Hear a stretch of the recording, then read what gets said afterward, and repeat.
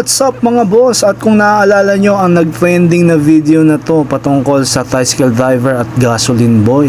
At bago tayo magpatuloy, discretion lamang po sa lahat po ng manonood. At matapos mag-trending ang video ito, kasama na ang paglilinaw, ito ay nakarating sa anti-cybercrime.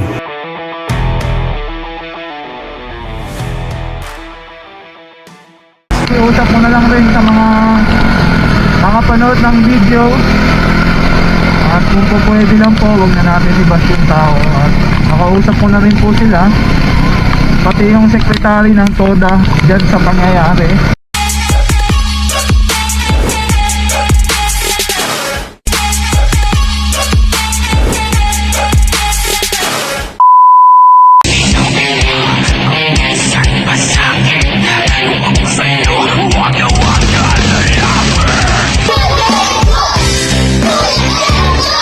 Ayos ah! Solid oh!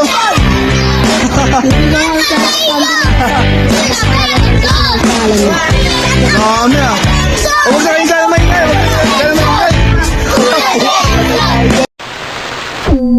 Isang umaga mga boss at napadpad ako dito at kasama ako sa pumila dito sa gasoline station, at kaya lang naman ako nag-video sa mga oras na to ay para magkaroon lang ako ng witness. Dalawang beses na yan! Na pwede ko ipakita sa customer ko. Kasi dito meron akong i-deliver dito sa Baseco area. Meron order ang customer natin na bayad na, kaya hindi natin maiwasan na baka mag-isip yung customer natin na baka hindi na natin balak i-deliver yung in-order niya. Marami po kasing rider or food delivery na gumagawa ng ganito kapag ang customer natin ay nakapagbayad na gamit ang application natin.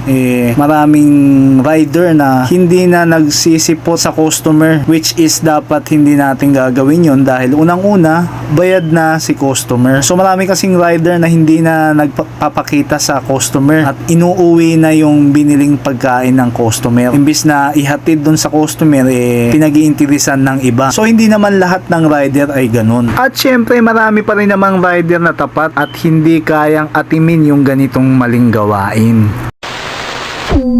At makalipas lang po ng ilang araw at unti-unti na palang nag-trending ang video. Hindi ko rin inaasahan na makakatanggap ako ng ganitong mensahe. Isang complainant regarding sa upload video.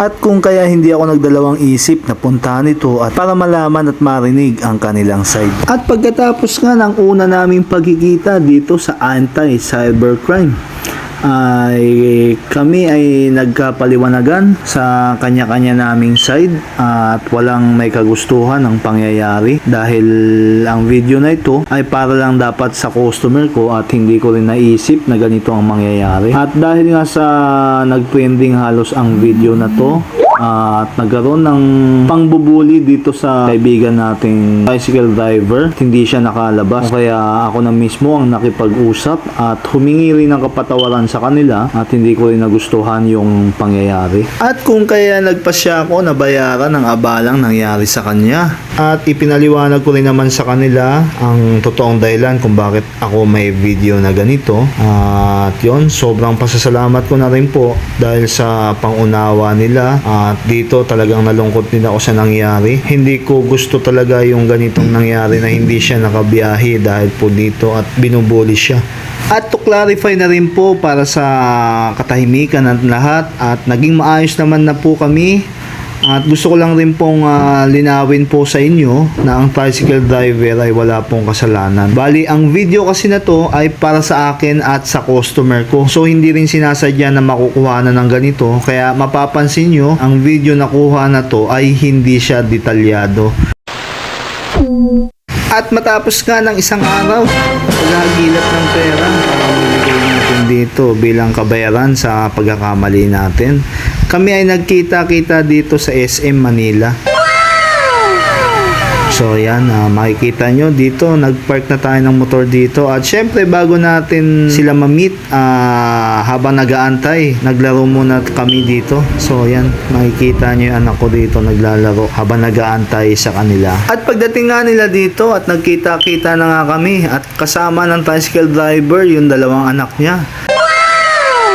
At bago nga pala tayo magtapos sa video na to, shoutout nga po pala sa Barangay 649 Toda at kay Madam Secretary Rowena Nars.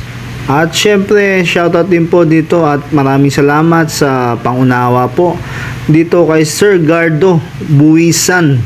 Ito yung pangalan ng tricycle driver. So yun, maraming salamat po sa inyo sa pangunawa. Pasensya na po kayo sa pangyayari at gusto ko lang pong i-clarify sa video na to at para sa mga nakapanood ng video na to, gusto ko lang pong malaman nyo na ang tricycle driver na si Sir Gardo ay wala pong kasalanan.